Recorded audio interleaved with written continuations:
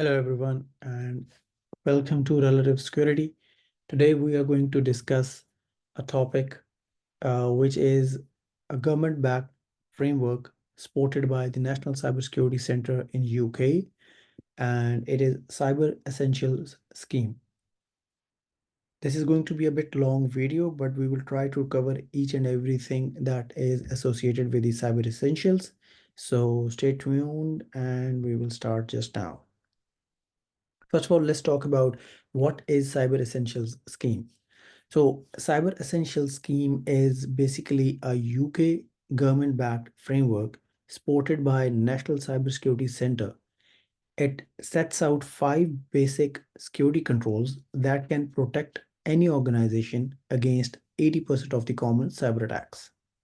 The scheme is designed to help organizations of any size demonstrate their commitment to cybersecurity while keeping the approach simple and the costs very low. It was launched in 2014 as part of the UK's National Cybersecurity Strategy and is designed to encourage good cybersecurity practices and raise the overall level of cybersecurity in the country. So the government mandates that any supplier bidding for the contracts that involve managing specific, sensitive, and personal data must possess a valid Cyber Essentials certificate. The certification process is managed by the IASME, Information Assurance for Small and Medium Enterprises Consortium, which licenses certification bodies to carry out Cyber Essentials and Cyber Essentials Plus certifications. So let's move on that why is it important for organizations to gain Cyber Essentials certification? The first one is that it sets out the baseline security standard. It provides a baseline of cybersecurity measures that organizations are expected to have in place. It will offer a clear and achievable set of security controls, making it a valuable starting point for any organization, irrespective of its size and sectors. So if some organization want to have a starting point, or if they want to develop their own cybersecurity programs, the basic starting point could be the Cyber Essentials. The second point is the enhanced business opportunities and competitive advantage. Obtaining Cyber Essentials certification isn't just a security measure. It's a potent marketing tool that communicates your organization's dedication to cybersecurity. This commitment becomes a decisive factor in attracting new business as clients actively seek partners with robust security measures. Moreover, having Cyber Essentials certification offers a competitive edge, particularly in the contract bidding and collaborations with the organizations prioritizing cybersecurity. Notably, many government contracts mandate suppliers to hold Cyber Essentials certification, further amplifying its significance in fostering business opportunities. The third point is to quantify and improve cybersecurity posture for risk mitigation. By implementing the controls outlined in the Cyber Essentials, organizations can significantly reduce their vulnerability to common cyber threats. This in turn helps mitigate the risk of cyber attacks, data breaches, and other cybersecurity incidents. Through the Cyber Essentials assessment process, you gain a comprehensive understanding of your organization's current cybersecurity level. This insight allows you to quantify your security posture, identify areas for improvement, and implement targeted measures to enhance overall cybersecurity resilience. The last point would be to demonstrate commitment to cybersecurity with customer and partner assurance. Acquiring Cyber Essentials certification provides a clear message to the customers that your organization is proactively securing its IT infrastructure against cyber threats. This certification becomes a tangible showcase of your dedication to best practices in cybersecurity. Furthermore, the Cyber Essentials certification acts as a visible demonstration, assuring customers, clients, and business partners that your organization takes cybersecurity very seriously by implementing fundamental security measures. This will become your this will become a cornerstone of trust, solidifying your commitment to maintain a secure digital environment.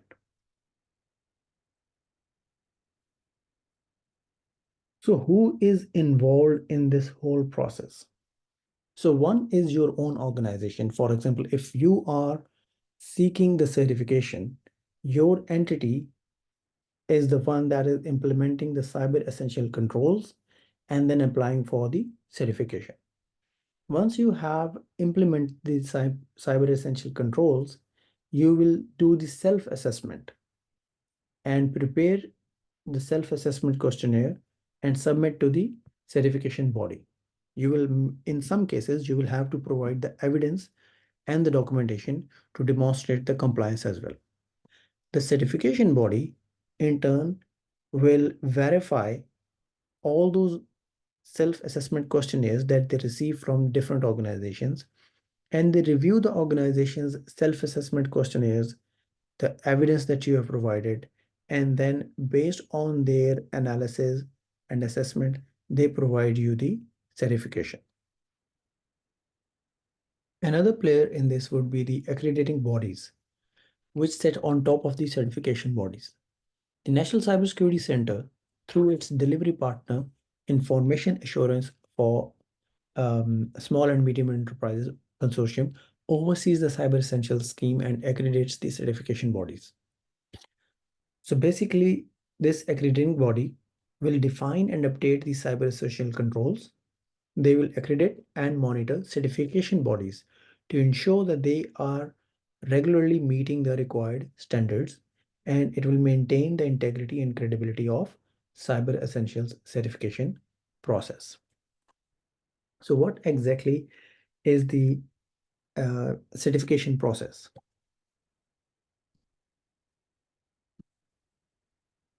In this certification process, the first step is the self-assessment, which is done by the organization which is seeking the certification.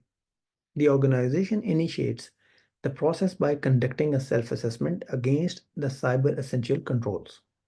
What are those controls? We will be discussing shortly. So this involves reviewing and implementing the necessary security measures.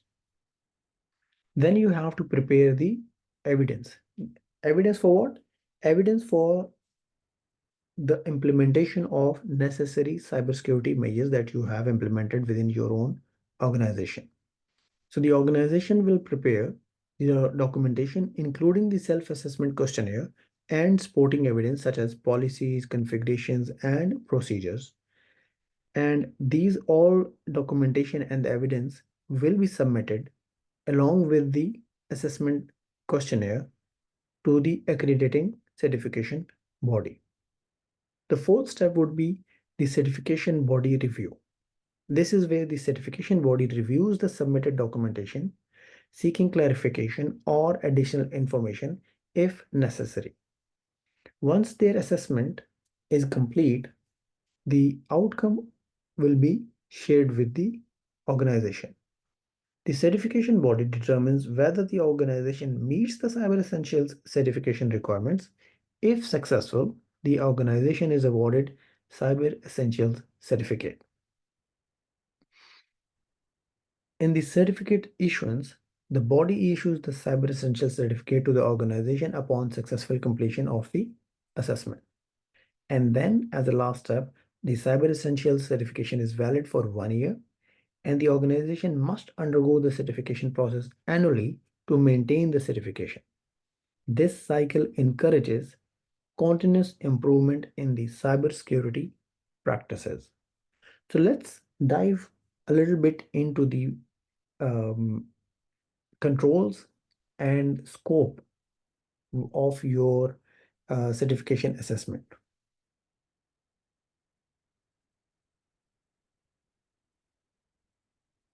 As a first step, what you have to do is that you should establish the boundary of scope for your organization and then determine what exactly is in the scope. First is it the whole of the IT infrastructure?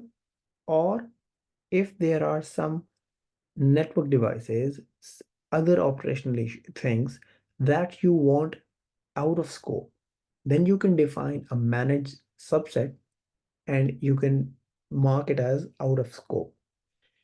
Any IT infrastructure that is used to carry out your business needs should be involved in the scope. Scope boundary could be the physical location, network boundary, and managing business unit. There are a few requirements that have been shared when defining your scope, and all those devices, whatever is in your scope, should meet these conditions. The scope, the devices within the scope can accept incoming network connections from untrusted internet connected hosts. They can establish user initiated outbound connections to devices via the internet, and then look at the control, the flow of data between any of the devices and the internet. All of this will come under the scope. A scope that doesn't include end user devices will not be acceptable.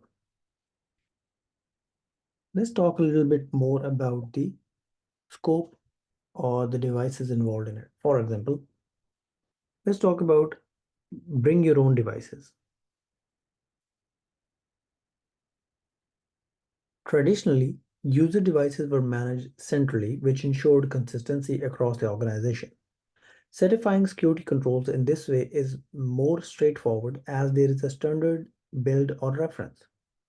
But bring your own devices will complicate matters as users are given more freedom to customize their experience, making inconsistent implementation of the controls more making consistent implementation of the controls more challenging. Bring your own device is the concept of employees using their personally owned devices for work purposes. With Bring Your Own Device, an organization has the ownership of the corporate data and resource that may be accessed or stored on a device, but the device itself is the property of the user. So this makes it difficult to implement security controls on such devices. Similarly, for home working or working from home, the default approach is that all corporate or bring your own device home working devices used for your organization's business are in scope for cyber essentials. If your organization gives the home worker a router, the router is then also in scope. Now, if someone is working from home and using a special secret tunnel called a VPN, it's like they are playing in the company's playground, even though they are at home. So the internet playground boundary for them is the same fence your company has, making sure they stay safe and play securely, just like they were at the company itself. For the wireless devices, including the wireless access points, they will be in scope if they communicate with other devices via the internet.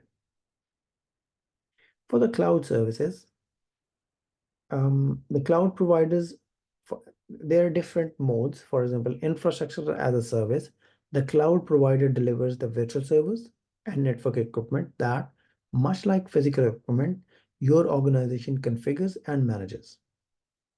For example, Rackspace, Google Compute Engine, or Amazon EC2. Platform as a service, the cloud provider delivers and manages the underlying infrastructure, and your organization provides and manages the applications. For example, Azure Web Apps or Amazon Web Services.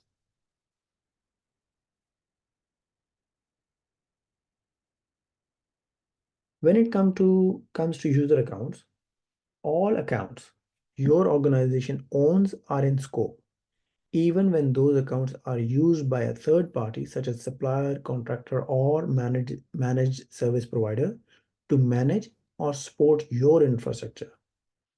If you're using externally managed services such as remote administration, you must be able to confirm that the Cyber Essentials technical controls are being met and be able to demonstrate this in your assessment answers.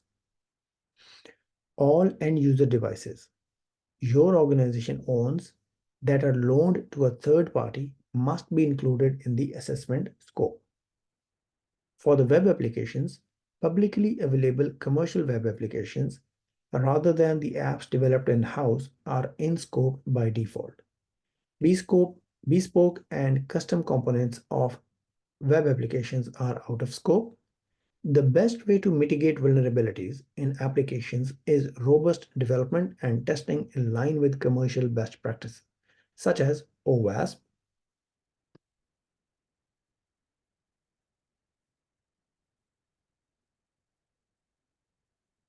Next, we will move towards the themes and controls, technical controls that are within the Cyber Essentials. The first one is firewalls. The objective is very simple. Information, applications, and computers within the organization's internal networks should be protected against unauthorized access and disclosure from the internet using boundary firewalls, internet gateways, or equivalent network devices. Internet gateway is a network component that serves as an entry and exit point for data traffic between a local network and the internet.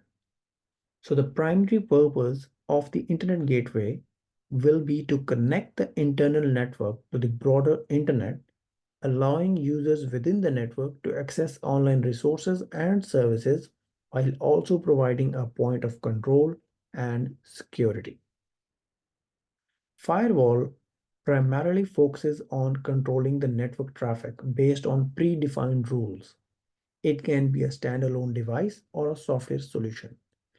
In any case, it will act as a barrier between a trusted internal network and untrusted external network, like the internet, determining whether to allow or block specific traffic based predefined security rules. Different controls that you need to apply would be, for example, change the default administrative passwords to a strong and unique password. Disable remote administrative access entirely. Prevent access to the administrative interface from the internet unless there is a clear and documented business need. If you have to, in any case, provide access to that administrative interface, then it should be protected by any of the following controls, which involves multi-factor authentication, an IP allow list that limits access to a very small range of trusted addresses combined with a properly managed password authenticated approach.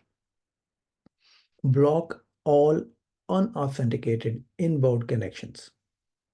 Ensure that the inbound firewall rules are approved and documented by an authorized person. Remove or disable unnecessary firewall rules quickly when they are no longer needed. And block, as discussed before, block unauthenticated inbound connections. So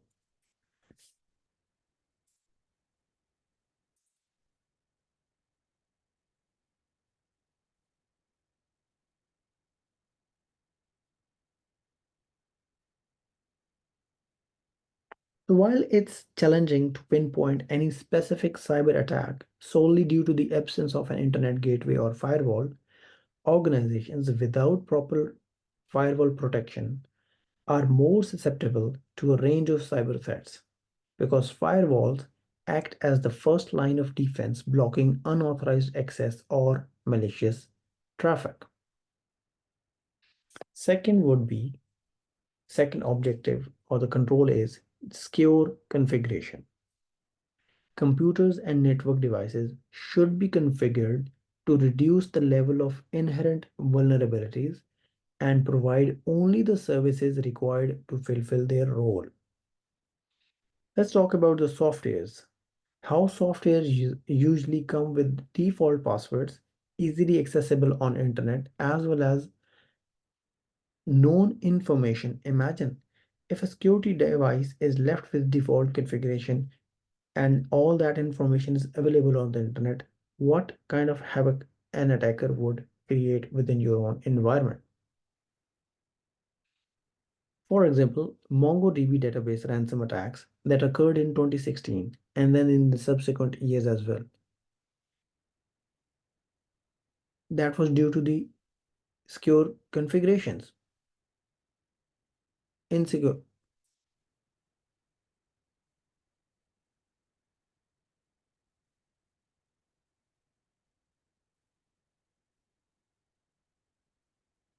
So we need to apply basic technical cyber protection for secure configuration. Unnecessary user accounts and unnecessary administrative accounts should be removed or disabled. All the passwords, default passwords for any account, user or administrator, should be changed to an alternative strong passwords. Unnecessary softwares, including applications, system utilities, and network services, should be removed or disabled. Auto run features should be disabled. Personal firewall should be enabled on the desktop PCs and laptops and configured to disable, block unapproved connections by default. So the third one is user access control. The objective is for user accounts, particularly those with special access privileges, should be assigned only to authorized individuals, managed effectively, and provide minimum level of access to applications, computers, and networks. Simple principle of need to know or the least privilege should be used when providing any kind of access within your organization.